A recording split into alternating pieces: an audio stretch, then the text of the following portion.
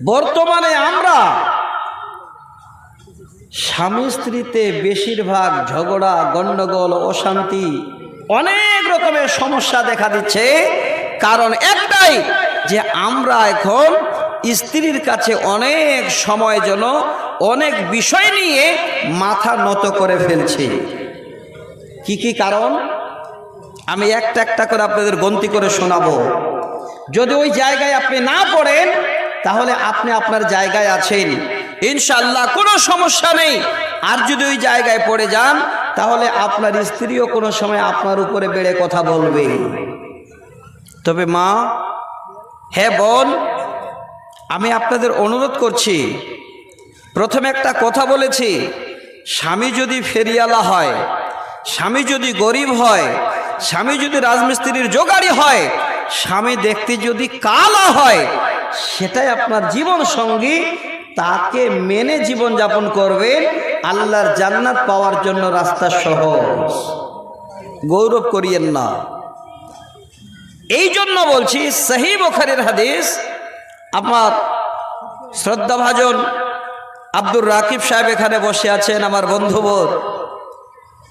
যেই মাদ্রাসায় উনি আছেন জানেন সবাই, মাদানী সাহেবের মাদ্রাসা, সেখানে বুখারী পড়া হয়। সহিহ বুখারীর প্রথম খণ্ডে 3113 নম্বর হাদিস। একটা শুধু খালি আপনাদের সামনে আমি আলোকপাত করছি, যে এইটুকু যদি আমল করেন তাহলে আপনার ওই জায়গাটা পাওয়ার জন্য যথেষ্ট হবে। যিনি এত বড় নামি দামি মানুষ, যাকে বলা হয়েছে পৃথিবীর বুকে জান্নাতের সর্দারনী বলে তাকে আখ্যায়িত করা হয়েছে, যাকে আল্লাহ রসুল নিজেই বলেছেন, ফাতেমা তুমি চিন্তা করো না, পৃথিবীর বুকে তুমি এত সম্মানী, পরকালে আরো এত সম্মানী, যে সমস্ত নারীদের সর্দারনী হবে তুমি জান্নাতে, লিডার। সমস্ত জান্নাতের যত নারী থাকবে তার মধ্যে তুমি থাকবে 1 নম্বরে। কেন বলেছিলেন দেখেন, আমি আপনাদের কাছে এই হাদিসটা শোনাচ্ছি। হযরতে ফাতেমা বলেন, আমার আব্বা জান আমাকে বিয়ে দিলেন,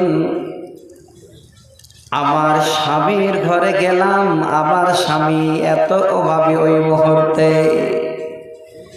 স্বামীর ঘরে গিয়ে নতুন বউ হিসাবে আমি যে বসে বসে তৈরি খাবার খাবো, এই খাবার আমার স্বামীর ঘরে আমি পাই নাই। আমি নতুন বধূ, নতুন বউ হিসাবে গিয়ে আমার স্বামীর ঘরে গিয়ে আমি রান্নার কাজে জড়িয়ে গেলাম। হে যুবক বন্ধু, যে মায়েরা পর্দার আড়ালে আছেন ভালো করে শুনবেন। বর্তমানে যদি কোনো ভাই, কোনো বন্ধু, কোনো দোস্ত আমার বিয়ে করে নিয়ে আসে, ওই নতুন বউটাকে 8 দিন, 10 দিন, 15 দিন, কেউ 6 মাস পর্যন্ত আগে বসে বসে খাবার দেবে। নতুন বউকে কাজ করতে দেবে না। কিন্তু যিনি হলেন সাইয়্যিদাতুন আহলিল জান্নাত, জান্নাতের সর্দারনী, যিনি হলেন পৃথিবীর সর্বশ্রেষ্ঠ মানবের মেয়ে হযরতে ফাতেমা, স্বামীর ঘরে যাবার পরে 1 সেকেন্ডের জন্য যেন তৈরি খাবার পায় নাই, নিজে খাবার বানিয়ে তৈরি করে 2 স্বামী স্ত্রীতে খেয়েছে। একবারও বলিনি, এসে আমাকে কাজে ভিড়িয়ে দিলেন, একবারও মুখ থেকে উচ্চারণ হয়নি। বাবার ঘর থেকে আসলাম তোমার ঘরে, স্বামীকে বলছেন, আমি তোমার ঘরে এসে সরাসরি কাজে লেগে গেলাম, একবারও এই কথাটা যেন মুখ থেকে উচ্চারণ হয়নি। দেখছেন, আমার আব্বা হুজুর, আমার আব্বার মুখে সেই শব্দটাই বেরিয়েছে, ফা ইন্নামা হুয়া জান্নাতুকা ওয়া নারুক, স্বামী হলো আমাদের জন্য জান্নাত এবং জাহান্নাম। মাগো, আপনাদের কি দিয়ে উদাহরণ দেব? যদি একটু ধৈর্য ধরেন তাহলে আমি 1-2টা কবিতা তুলে দেব। মাঝে মধ্যে কিছু দুনিয়াবি এক্সাম্পল আপনাদের সামনে আমি তুলে দেব।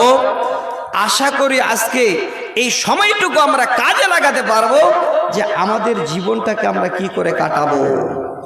এটাই তো মাদ্রাসা শিক্ষা দেওয়া হয়। যার যখনই মাদ্রাসায় ছাত্ররা পড়াশোনা করবে, আস্তে আস্তে যখনই ক্লাস সে উপরে উঠবে, তার দাম্পত্য জীবন শুরু করে এই শুরু থেকে শেষ পর্যন্ত জীবনটা কিভাবে কাটবে, সে হালাল উপার্জন করবে না হারাম, সে কি করে তার মানে সংসার নিয়ে আগাবে, কি করে সমাজের সামনে দাঁড়াবে, কি করে হাঁটবে, কি করে খাবে, কি করে পড়বে, সব কিছুই মাদ্রাসার ট্রেনিং দেওয়া হয়, অন্য কিচ্ছু না। এই জায়গাটা হলো একটা শিক্ষা প্রতিষ্ঠান।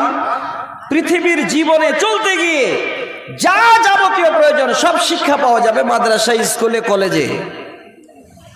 আসেন এই জায়গাটাকে বাঁচিয়ে রাখেন।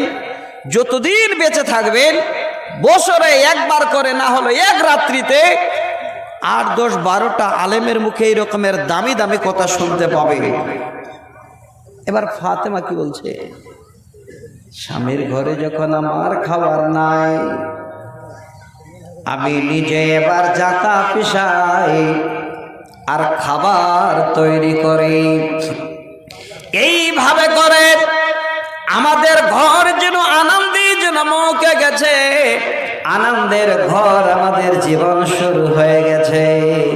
হযরতে ফাতেমা স্বামীর খিদমতের জন্য, খাবার তৈরির জন্য নিজেই জাতায় বসে জাতা পেছতে গিয়ে নিজের হাতের চাম পর্যন্ত তুলে ফেলেছে।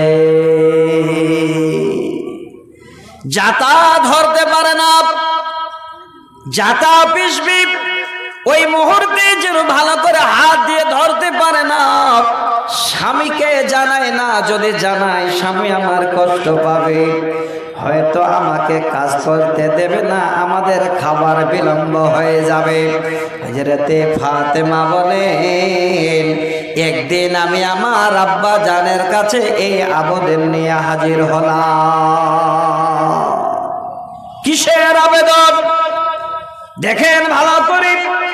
বর্তমানে আপনারা আমরা যদি বেটি বিয়ে দিই, বেটি শ্বশুর বাড়ি গেল, এবার বেটির যদি কষ্ট হয়, বাবা ফোন করে দিল, বাবার কাছে ফোন আসলো, বেটি যেন বলছে আব্বা এত কষ্ট, আব্বা আমার স্বামীর ঘরে যেন বড্ড কষ্ট হয়ে গেছে, অমুক জিনিস পাওয়া যায় না, অমুক জিনিস নাই, অমুক জিনিসের অভাব, বাবা যেন কষ্ট পায়।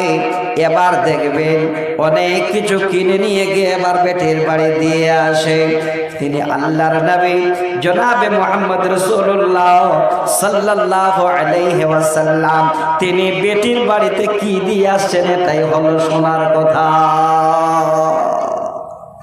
হযরতে ফাতেমা আব্বা জানের ঘরের দরজায় আওয়াজ দিয়ে বলি, আব্বা আমি তোমার ফাতেমা তোমার ঘরের দরজায়। ওই মুহূর্তে আল্লাহর নবী ঘরে ছিলেন না, তিনার ছোট আম্মা আয়েশা সিদ্দিকা রাদিয়াল্লাহু তাআলা আনহা বেরিয়ে আসলেন।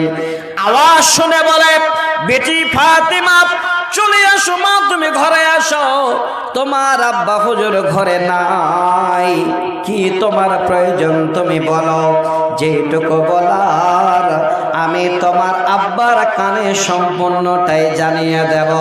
হযরতে ফাতেমা খবর পেলেন আব্বাজান ঘরে নেই, একটু যেন কি ইশারা করে আবার ঘরে চলে গেলেন, কারণ ঘরে স্বামী আছে হযরতে আলী, তার যেন কষ্ট না হয়, তাড়াহুড়া করে আবার আপন ঘরে ফিরে গেলে। হযরতে আলী জিজ্ঞাসা করছেন, কাজ কিছু হয়েছে? বলে আব্বাজান বাড়ি নেই গো। এইদিকে নবীজি ফাতেমা চলে যাওয়ার পরে বাড়ি ঢুকছেন, হযরত আয়েশা দাঁড়িয়ে বলেন, নবী গো বাড়ি ঢুকছেন, তবে শোনেন আপনার লাগতেছে গার, আপনার কলিজার টুকরো ফাতেমা আপনার খোঁজে এসেছিল, আপনাকে না পাওয়ার কারণে ফিরে গেল। আল্লাহর নবী সঙ্গে সঙ্গে বাড়ি না ঢুকে এবার ফাতেমার ঘরে হাজির। ওরে আমার বোন, মায়েরে আমার, আব্বা জান মেয়ের কাছে কি উপহার নিয়ে গেল, কি বস্তু নিয়ে গেল, এটাই বুঝাবার।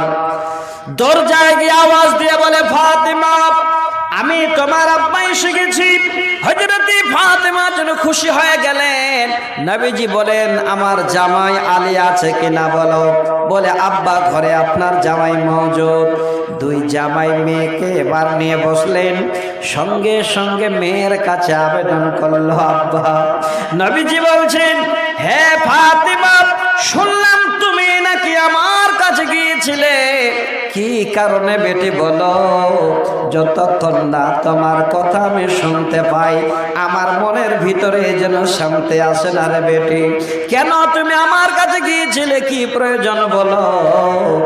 আব্বাজানকে বলে, আব্বা, এমন বড় কিছু কাজ ছিল না, আমি একটা দাসীর আবেদনের জন্য আপনার কাছে গিয়েছিলাম।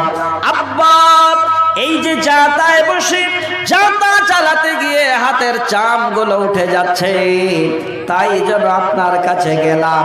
একটি যদি দাসী আমাকে উপহার দিতেন, এই দাসীর আবেদনের জন্য আপনার কাছে যাওয়া হয়। আল্লাহর নবী মেয়ের দিকে তাকান, তাকিয়ে বলছেন, বেটি রে,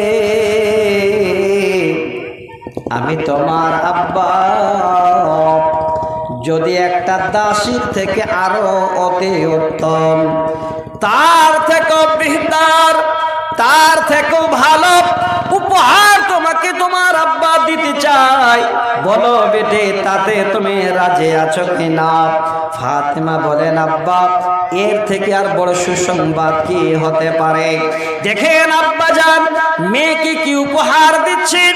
মাথায় হাত বুলিয়ে বলছেন, বেটি, আমি তোমার আব্বা তোমাকে উপহার দিচ্ছি। শোনো, সারাদিন যখন তুমি কাজে ব্যস্ত থাকবে, আমার জামাইয়ের কাছে তুমি খাবার দেবে, জামাইয়ের সঙ্গে জীবনে আনন্দ করে সময় পার করবে। সারা রাত কর্মের পর, সারাদিন কর্মের পরে সন্ধ্যায় যখন বিছানায় শুইতে যাবে রে মা, ঠিক যখন তুমি বিছানায় শুইতে যাবে, ওই মুহূর্তে এই শব্দগুলো তোমার মুখে তুমি উচ্চারণ করবে। কি শিক্ষা দিচ্ছে দেখেন, একজন নবীর মেয়েকে আল্লাহর নবী শিক্ষা দেন, বেটি ফাতেমা যখন বিছানায় শুইবে 33 বার তুমি সুবহানাল্লাহ পড়বে, 33 বার আলহামদুলিল্লাহ পড়বে, 34 বার তুমি আল্লাহু আকবার পড়বে।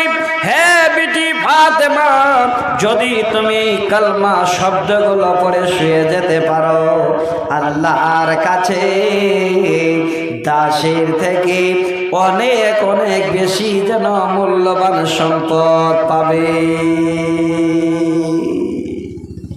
হাদিসটা শোনালাম কেন? এই হাদিসের মতলবটা কি ভালো করে বুঝেন। হযরতে ফাতেমা ছিলেন আল্লাহর নবীর মেয়ে, তিনি ছিলেন জান্নাতের মেয়েদের সর্দারনী। সেই স্বামীর ঘরে খাবার নাই, নিজেই খাবার তৈরি করেছেন। তারপরে একবারও নিজের স্বামীর উপরে কথা বলে নাই। উদ্দেশ্য হলো ফাইন্নামা হুয়া জান্নাতুকি ওয়া নারুক, স্বামী হলো জান্নাত এবং জাহান্নাম।